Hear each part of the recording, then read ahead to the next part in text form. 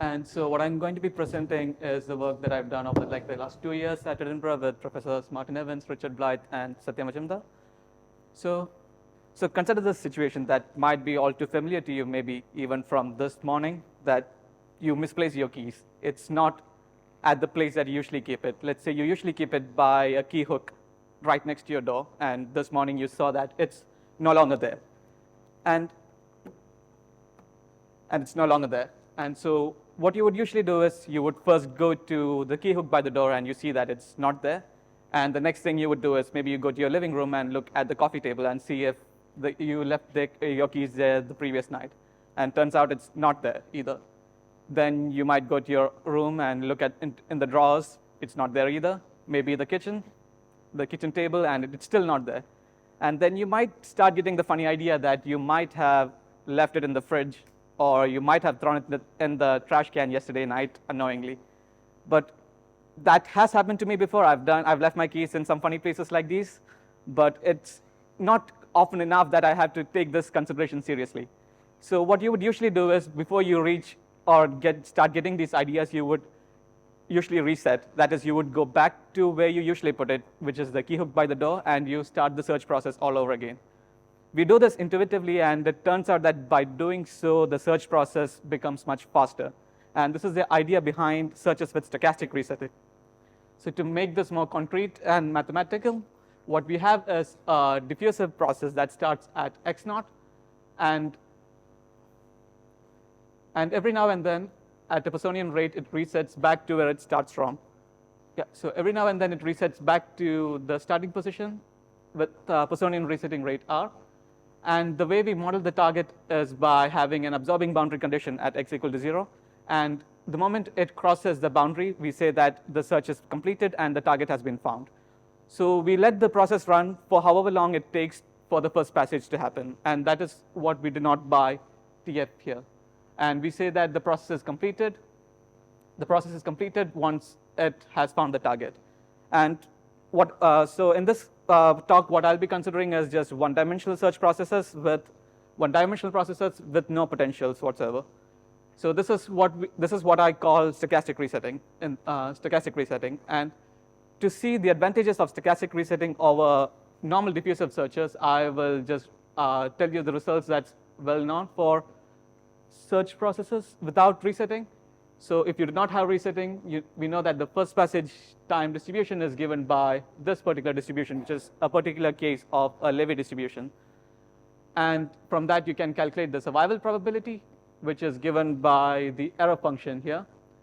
And if you try to calculate the mean first passage time, what ends up happening is that the mean first passage time turns out to be infinite.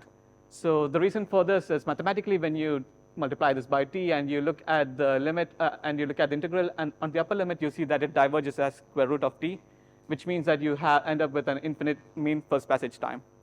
So now we see what happens when you introduce resetting.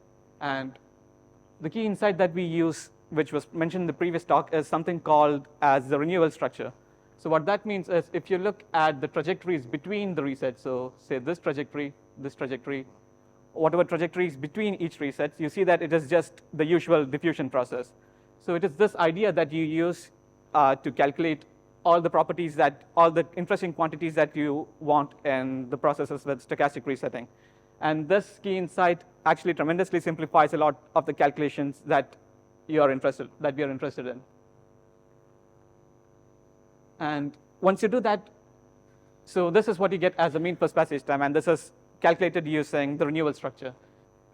So what we get is this first passage time, which we represent in terms of gamma, which is a rescaled dimensionless resetting rate. And the interesting thing is, as you can see on the figure on the right, it's a non-monotonic function, which means that by choosing the correct resetting rate, you can optimize the mean first passage time. And once you do that, you get this particular transcendental equation, which once you solve, you get this particular numerical value, which is around 1.59. And that is the optimal resetting rate, which minimizes the mean first passage time. So right now, everything seems a bit too good to be true, and like you get something by paying nothing, and that's not usually how things work in real life. There's almost never a free lunch. And in this case, what we have done is we've said that resetting is instantaneous and free, and that is not really practical. And to to solve that problem, what we do is we say that each reset must come with an expense, and you can consider this expense as something like a time or energy or even money or some other quantity which is of interest to your problem. So once you do that, the way we do it is by introducing an additive cost. So at every point where it resets, we say that we add a small cost given by Ci, and we add up all those costs up until the first passage occurs, and that is what we denote by capital C as the total cost for a given trajectory. And what we are interested in is calculating the mean cost up to first passage for these processes. And the cost functions that we take are functions which just depend on the distance of presets. So these cost functions just depend on what these particular distances are. And we can choose any function that we want for these cost functions as long as they depend on just on these distances. And we are able to get a generalized framework to solve these for any given cost function. And I present the results that we obtain in 3 particular cases, which is the linear cost, quadratic cost, and the exponential cost. So, and you see that you get these 3 curves. The linear cost curve is given by the purple curve, the quadratic cost by the green curve, and the exponential cost by the blue curve. And we see a few interesting behavior for these, especially at in the small gamma limit. What we see is that if you look at the linear cost, you see that the mean total cost goes to a finite value when gamma goes to 0. But if you look at quadratic cost, it in fact diverges as gamma goes to 0. And these results are explained in the paper cited below using a simple scaling argument. And if you're interested in why that is so, you can have a look at it. And when you come to the exponential cost, which is given by, where we say that each cost is given by this function, we see that instead of diverging at gamma going to 0, this actually diverges at a finite value of gamma, which is also consistent with the fact that we see a power law distribution for large values of cost. We were also able to solve it for any given power law distribution of this kind, and we tried to optimize what is the optimal and find what is the optimal resetting rate, which minimizes the cost for these cost functions of this kind, and we got this particular curve, and we see that the optimal resetting rate is 0 up until beta is 1, which means that for sublinear cost functions, no resetting is the optimal resetting rate, which minimizes the cost. But as soon as you go to linear or superlinear, you see that you get a non-zero value of optimal resetting rate, which minimizes the total cost. And we see a transition exactly at beta equal to 1. So the point where the cost function is linear is where we see the transition from 0 resetting rate being the optimal resetting strategy to a non-zero resetting rate being the optimal resetting strategy. So far what we've done is we've looked at a particular case of particular search process where you have a particular search process up until first passage. But you could introduce costs to other kinds of search processes as well. So that's what we have done in another work, where we have 2 slightly different kinds of search processes. But instead of saying that we let the search process continue up until the first passage, we say that we have a fixed time at which we stop the search process. And at that time, and we consider 2 slightly different search processes. One is RBM, which stands for resetting Brownian motion. And we see that, resetting Brownian motion,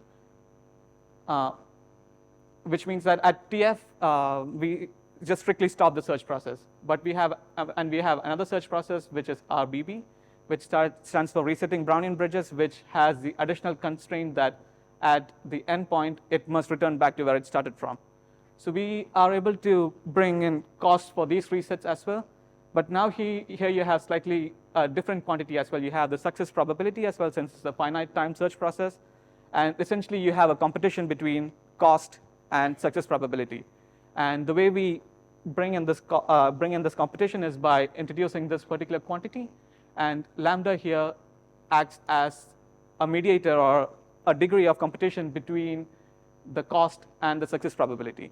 So depending on that, now we have a process with two control parameters, where m is the distance to the target and lambda is the degree of competition, and the resetting rate r behaves something like an order parameter.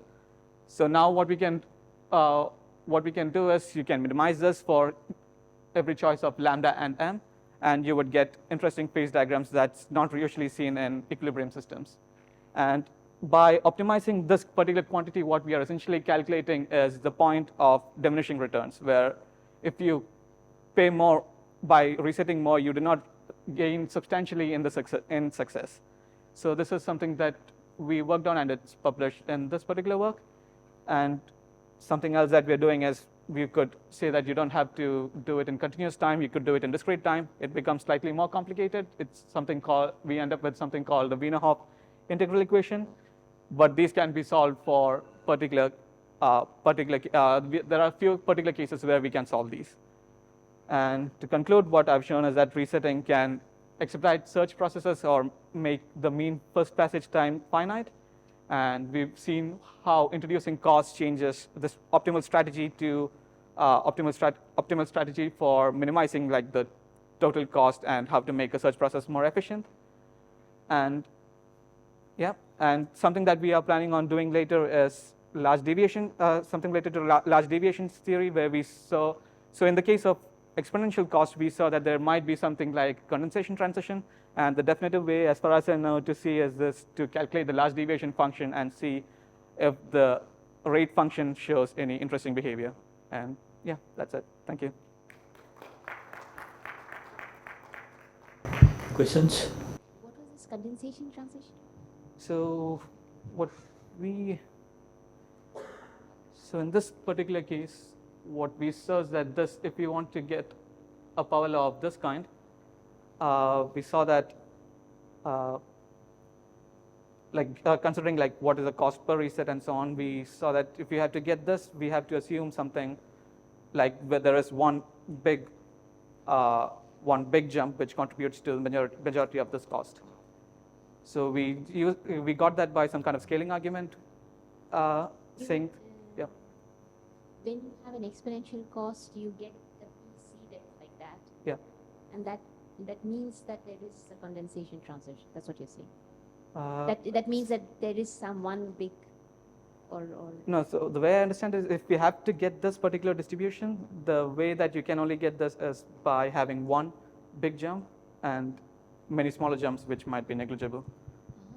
So we got that when we assumed that there is a condensation and did some scaling arguments, we ended up with the same power law distribution. But I think the way to see it for sure is to calculate the large deviation function. Exactly. I have a question. So you had this, I think the next slide where, this optimal resetting rate is 0, but there your mean first passage time also diverges, right? In this case, no. Or is it going to zero limit of the? No, I mean here so these two things are decoupled, right? The mean first passage time is decoupled from. Yeah, I understand, but you also want to make the mean first passage time finite, right? I guess. So shouldn't you optimize the combination of the cost and the mean first passage time? Yeah, that's one way to do it. But here I've just considered optimizing the cost and not looked at the mean first passage time. Okay. So I say how to optimize just the cost alone. Okay. But if I want to, I could also add these two things together and optimize them together, and I can't do that because these are decoupled. Okay, and it is done? Yeah, we've done that as well. Okay. Okay, so let's thank John.